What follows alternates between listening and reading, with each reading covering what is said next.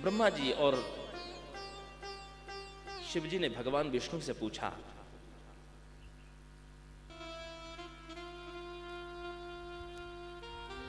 देखिए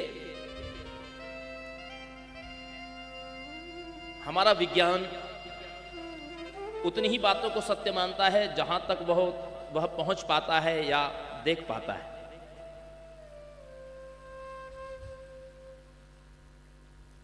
हमारे सनातन धर्म में घर घर में, मैं भारतवर्ष की बात करता हूं, घर घर में कितने हजारों लाखों सालों से नवग्रह की पूजा होती है। छोटी से छोटे अवसर पर भी नवग्रह की पूजा होती है। लेकिन जगत के अन्य देशों को ये बात कुछ दशक पूर्व ही पता चली विज्ञान के माध्यम से।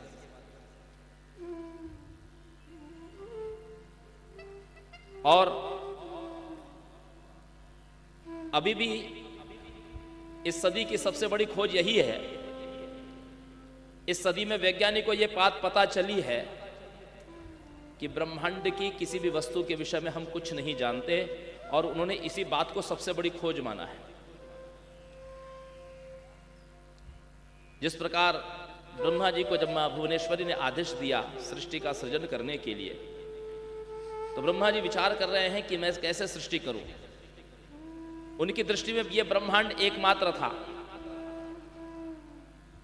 तो भगवती ने एक विमान प्रकट किया। उस विमान पर ये तीनों देव विराजमान हुए और बिना किसी चालक के भगवती की आदेश से वह विमान चल पड़ा। एक अन्य ब्रह्मांड में जब त्रिदेवों ने स्वर्ग आदि लोक, ब्रह्मलोक, सत्यलोक, वैकुंठ लोक,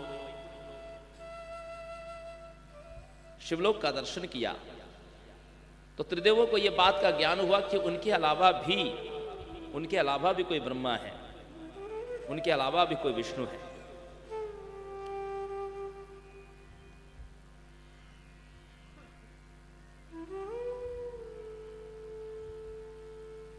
और इन तीनों देवताओं ने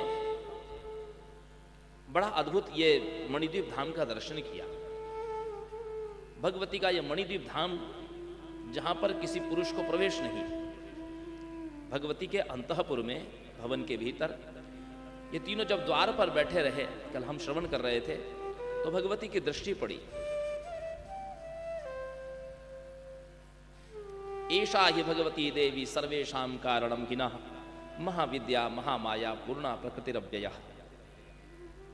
भगवान विष्णु कहते हैं ये पूर्णा है, यही महाविद्या महामाया है। सर्वेषां कारणम हिनः, यही अखिल जगत प्रपंच की कारणभूता है।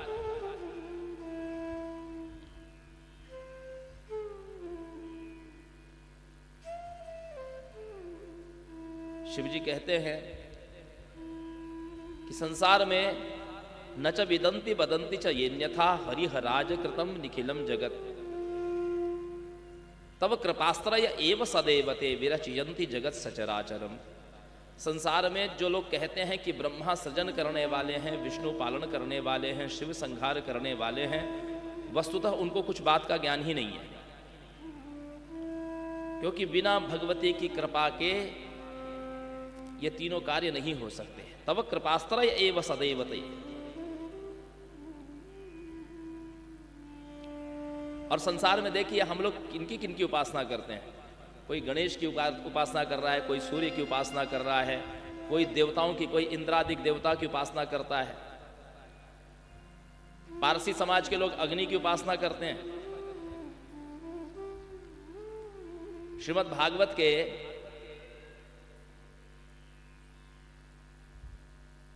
दशम स्कंद में परीक्षित ने सुखदेव जी से बड़ी सुंदर बात पूछी। उन्होंने पूछा कि भगवान विष्णु के भक्त जगत में अकिंचन क्यों देखे जाते हैं और भगवान शिव के भक्त धनाढ्य क्यों देखे जाते हैं। बात को आप ठीक से समझिएगा। तो सुखदेव जी कहते हैं कि देखिए ये तीनों देवता जो हैं ये है वस्तुतः एक ही, लेकिन इन तीनों ने अलग अलग गुणों को स्वीकार किया है। भगवान विष्णु सत्व गुण के, ब्रह्मा जी रजोगुण, और शिव जी तमोगुण। तो ये तमोगुण जो है, शिव जी अहंकार के देवता हैं, अहंकार के देवता, और इस सृष्टि की उत्पत्ति अहंकार से हुई है। तृतीय स्कंद में, भागवत के तृतीय स्कंद में वर्णन आता है कि कालम कर्मम स्वभावम च मायेशो मायया स्वया यदृक्षया मनु प्राप्तम विभुभूषु रूपाददे। ब्रह्मा जी कह रहे हैं नारद जी से कि भगवान ने सबसे पहले जब सगुण सृष्टि की रचना की तो इन तीन गुणों को स्वीकार किया। कौन से? सत्वगुण, रजोगुण और तमोगुण। और इन तीनों गुणों को स्वीकार करने के बाद, इन तीनों गुणों के बाद, तीनों गुणों से किसकी उत्पत्ति हुई? कालम कर्मम स्वभावम, काल की, कर्म की और स्वभाव की। काल ने कर्म में क्षोभ उत्पन्न किया और स्वभाव ने उसको रूपांतरित किया, तो उससे महतत्व की उत्पत्ति हुई, और महतत्व से अहंकार की उत्पत्ति हुई। यह अहंकार भी तीन प्रकार का, सात्विक, राजसी और वैकारिक। ध्यान से सुनिएगा, अहंकार ये तीन प्रकार का, सात्विक, राजसी और वैकारिक। तो इसमें से जो सात्विक अहंकार है उससे देवताओं की उत्पत्ति बताई गई, अर्थात देवताओं की उत्पत्ति भी अहंकार से ही है। देवताओं में भी अहंकार है, कोई ऐसा देवता नहीं होगा कि जिसके भीतर अहंकार न हो। और उसमें से आप किसी भी देवता की आराधना कर लो, ऐसा नहीं कि आपको धन चाहिए तो लक्ष्मी जी की उपासना करिए, ज्ञान चाहिए तो सरस्वती जी की उपासना करिए। आपको यदि धन चाहिए, संतान चाहिए, धन चाहिए, तो आप किसी की भी उपासना कर लो, चाहे वरुण की कर लो, चाहे अग्नि की कर लो, चाहे इंद्र की कर लो, चाहे वायु की कर लो, चाहे यम की कर लो, आपको ये सारी चीजें मिल जाएंगी। मैं उसका उदाहरण आपको देता हूं।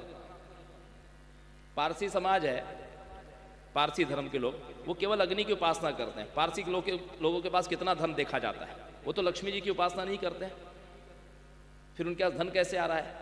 वो अग्नि की उपासना कर रहे हैं। सिंधी समाज के लोग झूलेलाल की उपासना कर रहे हैं। झूलेलाल कौन है?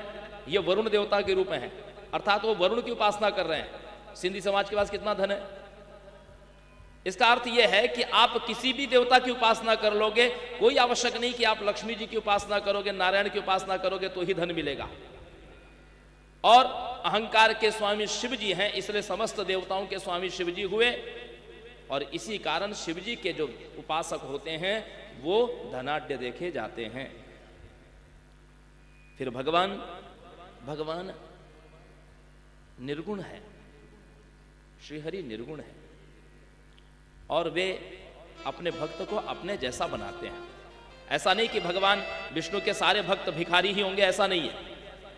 भगवान उनको धन भी देते हैं। भगवान नहीं देते धन, भगवान कभी भी अपने भक्तों को धन नहीं देते हैं। लेकिन लक्ष्मी जी जो उनकी सेवा करने वाली है, जो नारायण की सेवा करता है सच्चे मन से, लक्ष्मी जी उसको धन देती है। गोपी गीत में गोपियों ने कहा, ते जन्मना व्रजम ते अधिकम जयति श्रयत इंदिरा शश्वदत्र ही। हे प्रभु, आपके जन्म से इस व्रज की शोभा ऐसी बढ़ गई है कि लक्ष्मी जी भी उसकी सेवा करने के लिए यहां पर उपस्थित हो गई है।